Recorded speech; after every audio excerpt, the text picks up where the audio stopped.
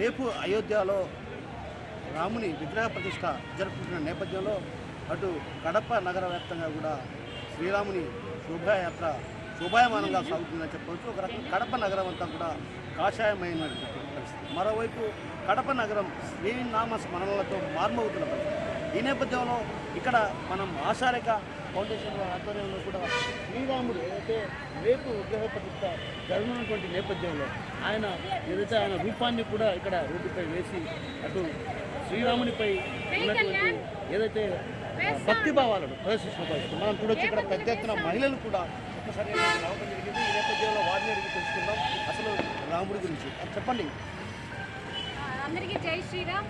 మన అయోధ్యలో జరుగుతున్న ప్రాణ ప్రతిష్ఠ సందర్భంగా మేము ఆశారేఖ ఫౌండేషన్ కడపలో బాలరాముని ప్రతిష్ఠ అక్కడ చాలా అంగరంగ వైభవంగా జరుగుతుంది. అయోధ్య అంటే బాలరాముడు జన్మించిన నేల అని ఆ ఉద్దేశంని ఒక చిత్ర కళాకారుడు దువ్వూరికి చెందిన కడప జిల్లాకు చెందిన చిత్ర కళాకారుడు కళ్యాణ్ ఎన్నో ఇదివరకు కూడా చాలా బొమ్మలు వేశాడు. కార్తీక మాసంలో శివుడి బొమ్మలు అయ్యి మా తమ్ముడైన కళ్యాణ్ ఈరోజు శ్రీరామచంద్రుని రూపము బాలరాముని రూపంలో ఇక్కడ చిత్ర ప్రదర్శన చేస్తున్నాం. రాముడు అంటే రామరాజ్యం అనేది మళ్ళీ మొదలవుతుందనే ఒక ఆశాభావం వ్యక్తం చేస్తున్నాము. అయోధ్యలో మన చరిత్రని ఘనంగా కాషాయం మొత్తంతో ఈ పునఃప్రతిష్ఠ జరుగుతుంది. ఎంతో సంతోషమైన ఈ పండుగ మనము జరుపుకోవాలనే ఉద్దేశంతో ఈరోజు ఇక్కడ ఉత్సవంగా జరుగుతుంది. శ్రీరామచంద్రుడు అంటే తండ్రి మాట కోసము అడవులకు వెళ్ళాడు.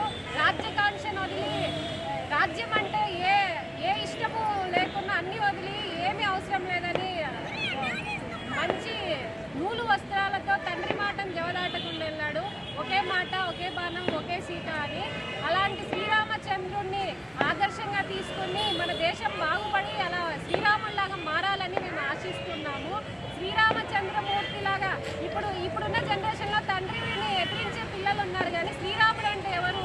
తండ్రి మాటకి అడవులకు వెళ్ళినవాడు, రాజ్యాల్ని వదిలేసి అడవులకు వెళ్ళినవాడు. ఇలాంటి శ్రీరాముడు మన దేశంలో మన జన్మభూమిలో ఆయన పుట్టిన భూమిలో ఈరోజు 500 సంవత్సరాల తర్వాత మనం అతి భారీ పండుగ చేసుకుంటున్నాము.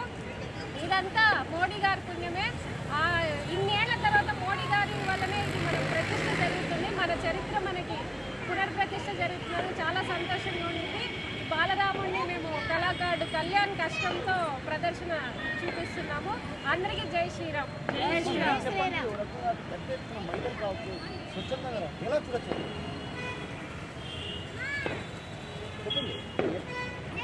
రాముడి గురించి మనము 500 సంవత్సరాల నుంచి ఎన్నో కళలు కంటున్నాం. మన రాముడి టెంపుల్ మన భారతదేశంలో కట్టాలని.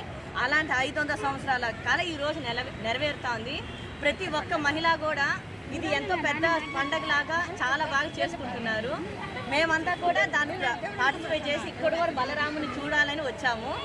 ఎక్కడెక్కడి నుంచి వస్తున్నారు. మీరు చెప్పండి. అలాంటి ఇంత పెద్ద ఎత్తున కడప నగరంలో చూస్తే పెద్ద ఎత్తున మహిళలు ఏదైతే కలశాలను తీసుకొని 500 సంవత్సరాల కళ ఇది ఇప్పుడు నెరవేరింది. జనాలందరూ రంగరంగ వైభవంగా రోడ్డన్నిటి ప్రదర్శన జరుగుతుంది. కలశాల ప్రదర్శన కూడా. జై శ్రీరామ్. మీరు చెప్పండి. నెల నుంచి ఎదురు చూస్తున్నాము ఈ రోజు కోసము. మా కళ అనేది ఈరోజు చాలా ఆనందంగా ఉంది, చాలా సంతోషంగా ఉంది. ముందుకొచ్చి ప్రతి ఒక్కరూ జై శ్రీరామ్ అని ప్రతి ఒక్కరు బయట ఉంటారు, కానీ ఇళ్ళల్లో అయితే ఎవరు లేరు. జై శ్రీరామ్. జై శ్రీరామ్. ఆయన కళ నెరవేరినందుకు పిల్లలుగా మనము సంతోషపడాలని కడప ప్రజలు బాగా ఆనందంగా చేసుకుంటున్నారు. జై శ్రీరామ్. సో మొత్తం మీద ఏదైతే శ్రీరాముడికి సంబంధించి శోభాయాత్ర కన్నుల పండుగ సాగుతున్నట్టు శోభాయానంగా సాగుతున్నటువంటి నేపథ్యంలో కూడా ఏదైతే శ్రీరామచంద్రుడు తండ్రి మాట జవదాటని వ్యక్తి, అలాంటి వ్యక్తి ఆలయ నిర్మాణానికి నోచుకోకపోవడం రకంగా బాధాకరం.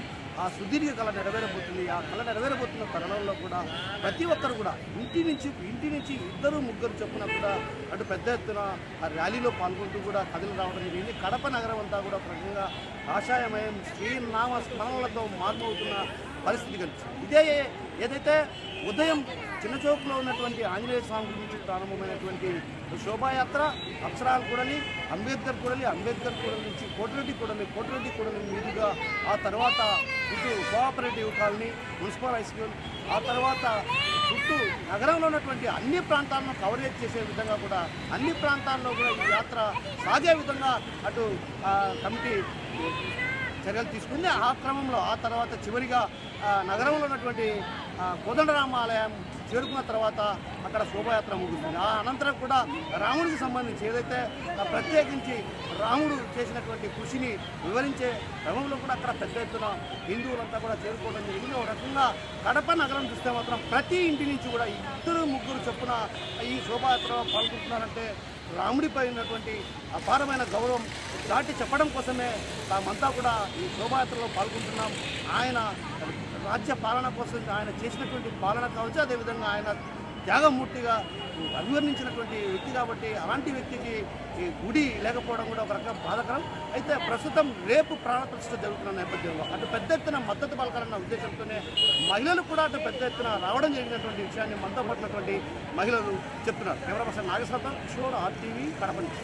మరిన్ని వీడియోస్ కోసం ఛానల్ ని సబ్స్క్రైబ్ చేయండి, లేటెస్ట్ అప్డేట్స్ కోసం వాట్సాప్ ఛానల్ ని ఫాలో చేయండి అండ్ లింక్ డిస్క్రిప్షన్ లో ఉంది.